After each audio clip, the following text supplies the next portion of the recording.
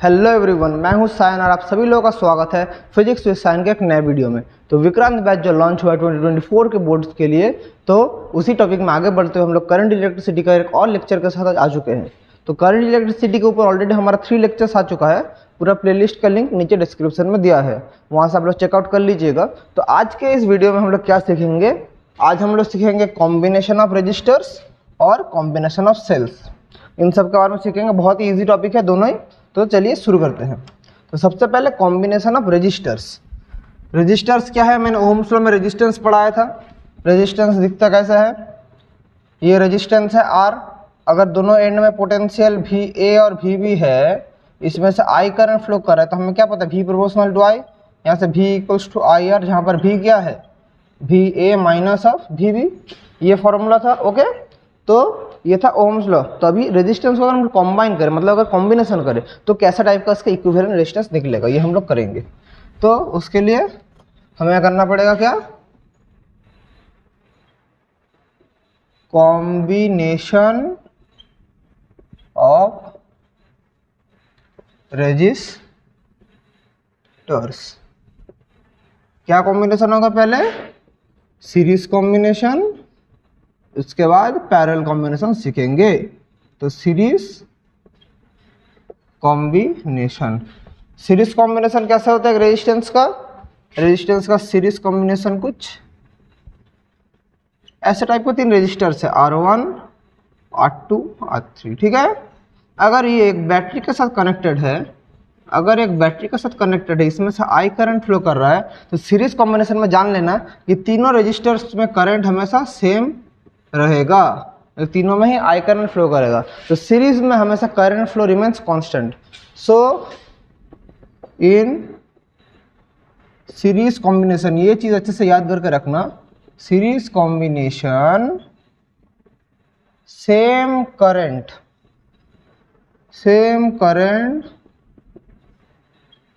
flows through each resistance। Series combination same current flows through each resistance. तो तीनों में क्या चेंज होगा, तीनों में पोटेंशियल ड्रॉप या पोटेंशियल डिफरेंस अलग होगा। इसका अगर पोटेंशियल ड्रॉप V1 है, इसका V2 होगा, इसका V3 होगा। तो मैं V1 को क्या लिखूंगा, V1 को लिखूंगा I R1, V2 को क्या लिखूंगा I R2 और V3 को I R3, ऐसे हम लोग लिखेंगे। पोटेंशियल का फॉर्मूला ये है। तो टोटल पोटेंशियल का फॉर्मूला क्या हो जाएगा, टोटल पोटेंशियल हो जाएगा I into R1 plus R2 plus R3, ये है हमारा टोटल पोटेंशियल। अगर पूरा कॉम्बिनेशन का इक्विवेलेंट रेजिस्टेंस है REQ, if equivalent resistance of the combination is REQ, then मतलब पूरा कॉम्बिनेशन का अगर इक्विवेलेंट रेजिस्टेंस REQ होता है, तो V equals to I into REQ होगा। मतलब तीनों को मिला के जो होगा वो अगर REQ है, तो ऐसा करके हम लिख सकते हैं potential equals to current resistance, Ohm's law. तो फ्रॉम 1 एंड 2 हम लोग क्या लिखेंगे कि देख पा रहे clearly, REQ equals to R1 plus R2 plus R3। तो अगर एक रेजिस्टेंस सीरीज कॉम्बिनेशन में है, तो हमें इसको सिंपली ऐड करना पड़ेगा, यही है फॉर्मूला और कुछ नहीं। रेजिस्टेंस अगर सीरीज कॉम्बिनेशन में है, तो हमें क्या करना पड़ेगा, ऐड करना पड़ेगा। यहाँ से अगर एक एग्जाम्पल हम लोग स्टडी करें तो क्या होगा, देखिए एज फॉर एग्जाम्पल अगर हम लोग स्टडी करें, देख लेते हैं।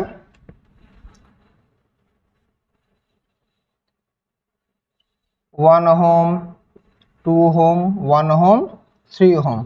तो REQ क्या हो जाएगा, सिंपली हमें ऐड करना पड़ेगा 1 plus 2 plus 1 plus 3, that is 3, 4, 7 ओम। यही है फॉर्मूला, से हमें सिंपल ऐड करना पड़ेगा। ठीक है, तो ये था सीरीज कॉम्बिनेशन।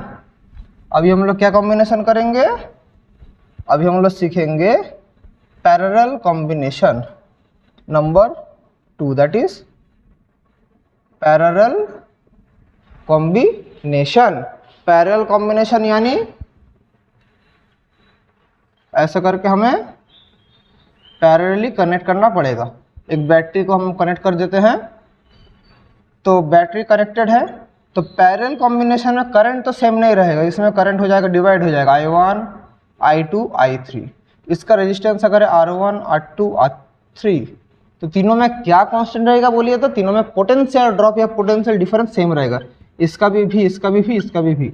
तो सीरीज कॉम्बिनेशन में क्या कांस्टेंट रहता है, सीरीज कॉम्बिनेशन में कांस्टेंट रहता है आपका करंट फ्लो। तो पैरेलल कॉम्बिनेशन में क्या कांस्टेंट रहता है, potential difference across each resistor.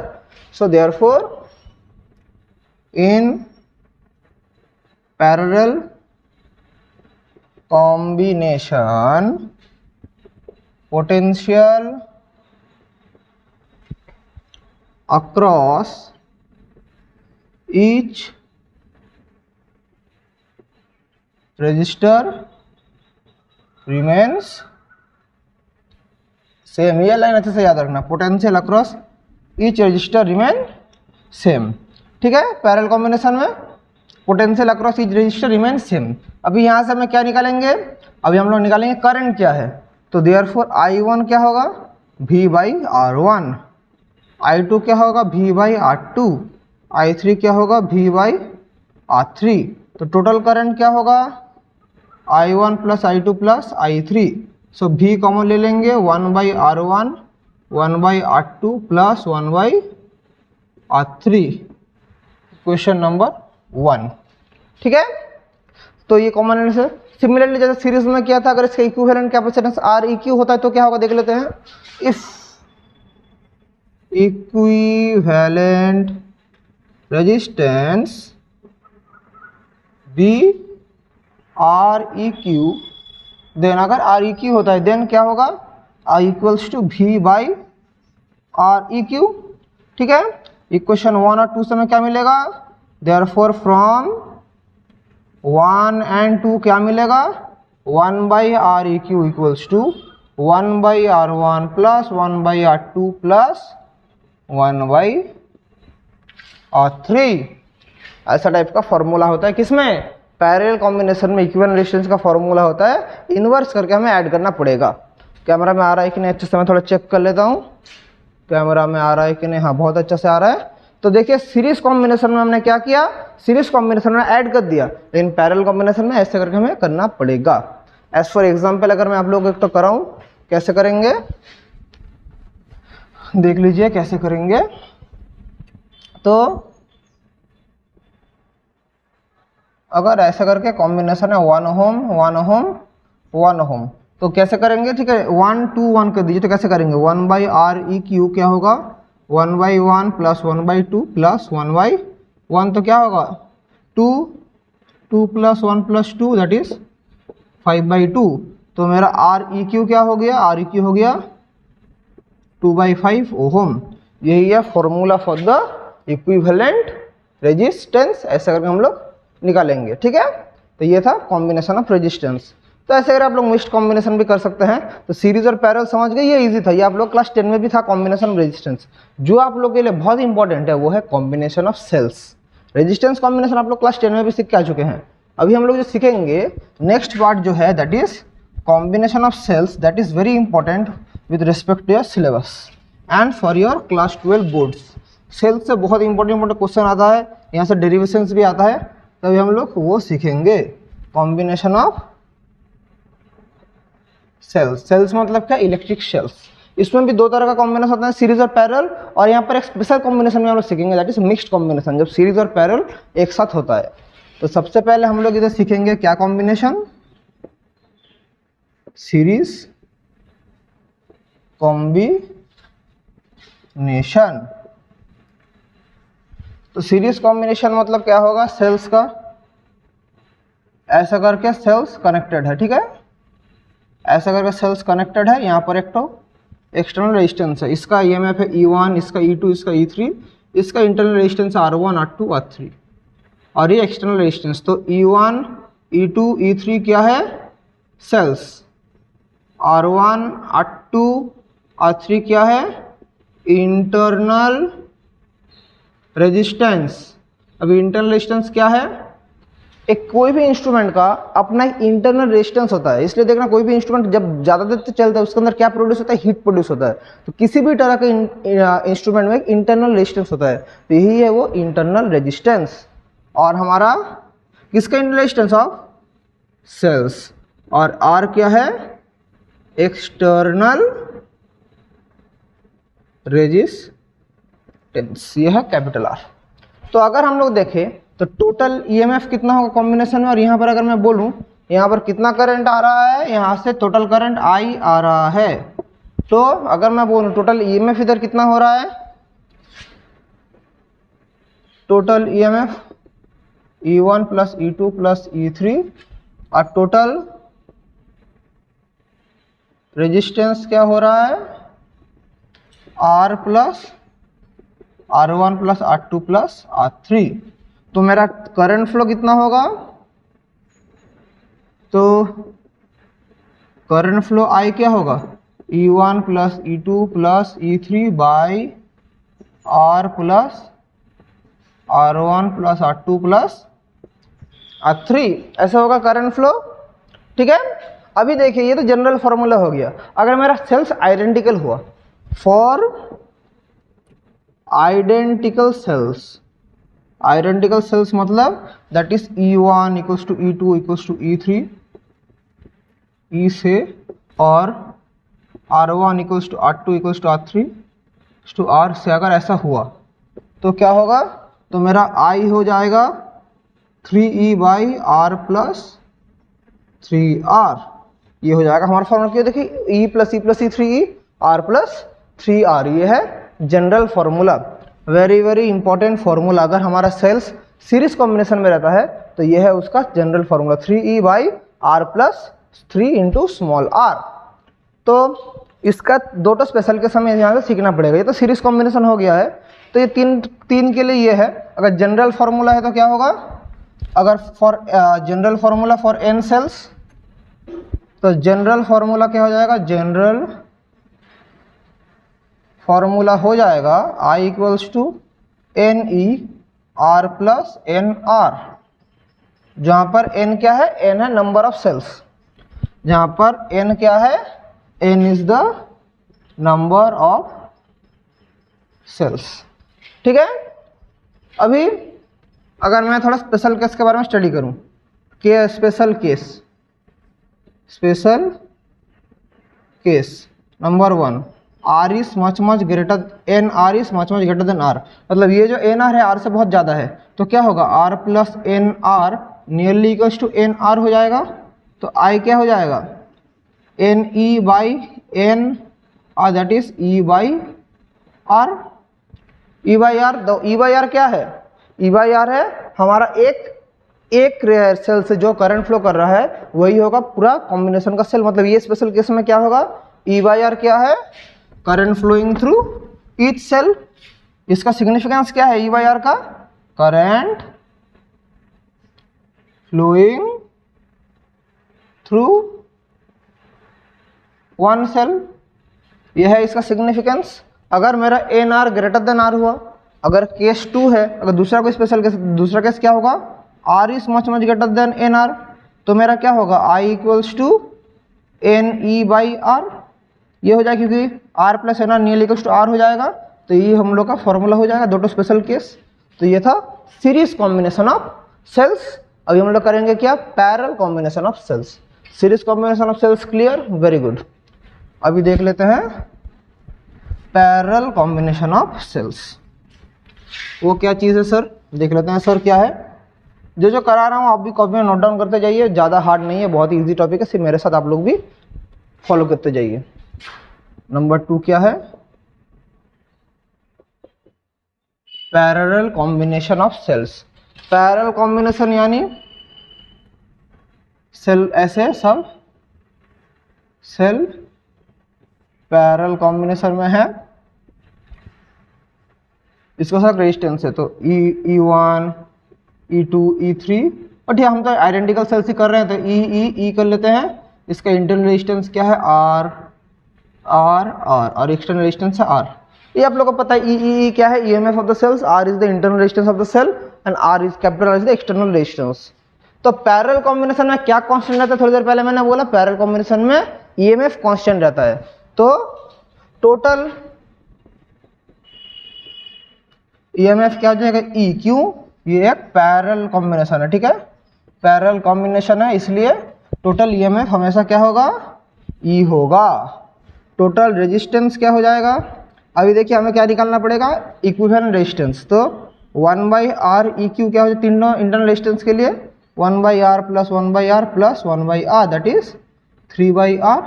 तो यहाँ से R EQ क्या मिलेगा, R/3। तो टोटल रेजिस्टेंस क्या आ गया, R प्लस R/3। तो मेरा करंट फ्लो कितना होगा, current flow total EMF by total resistance. तो टोटल ईएमएफ कितना है, ई, टोटल रेजिस्टेंस क्या है, R प्लस R/3, तो that is 3E/3R plus small r that is I। Total current flowing through the combination ये है। अगर मैं जनरल फॉर्मूला बोलूँ, ये तीनों सेल्स के साथ है, अगर जनरली और बहुत सारे सेल्स के साथ होता तो क्या होता देख लीजिए। तो जनरल फॉर्मूला हो जाएगा मेरा जो जनरल फॉर्मूला होगा वो क्या होगा देख लीजिए, जनरल फॉर्मूला क्या होगा, I is NR plus R। यह हमारा जनरल फॉर्मूला, जहां पर n क्या है, नंबर ऑफ सेल्स, ठीक है, समझ गए। अभी यहाँ का स्पेशल केसेस देख लेते हैं। स्पेशल केसेस नंबर 1 क्या है, सिमिलर लास्ट लेक्चर में जो था, R much greater than R, तो क्या होगा, I equals to NE/NR that is E/R। और 2 नंबर में क्या होगा, capital R much greater than small r, तो क्या होगा, I NE और सॉरी यहाँ पर तो होता सिर्फ R क्योंकि ये तो छोटा है, तो E/NE/R होता और इधर होता NE/NR दैट इज E/R होता। तो ये तो स्पेशल केसेस है, ज़्यादा हार्ड नहीं है, समझ ही पा रहे हैं। जब ये बड़ा होगा तो ये वाला नेग्लिजिबल, जब ये बड़ा होगा तो ये वाला नेग्लिजिबल। तो ऐसे करके आप लोग कर सकते हैं। तो ये तो हो गया सीरीज कॉम्बिनेशन और पैरेलल कॉम्बिनेशन। लेकिन अभी हमें समझना पड़ेगा मिक्स्ड कॉम्बिनेशन क्या है। सीरीज और पैरेलल अगर मैं एक साथ मिला दूं तो क्या होगा वो हमें सीखना पड़ेगा। देख लेते हैं क्या है, that is our mixed combination of cells. तो क्या है मिक्स्ड कॉम्बिनेशन देख लेते हैं। So number 3 is mixed combination of cells। Mixed combination of cells यानी सीरीज और पैरेलल दोनों एक साथ होगा, मतलब सीरीज कॉम्बिनेशन भी होगा पैरेलल कॉम्बिनेशन भी होगा। मैं जनरल फॉर्मूला डिराइव करूंगा। तो चलिए यहाँ पर सेल्स कनेक्टेड है, ठीक है, ऐसे करके सेल्स कनेक्टेड है, ऐसे करके सब सीरीज में कनेक्टेड है, ठीक है, ऐसा करके इधर भी कनेक्टेड है। यहां पर कितना दूर, अप टू n टर्म्स, और यहां पर कितना दूर है, अप टू m टर्म्स।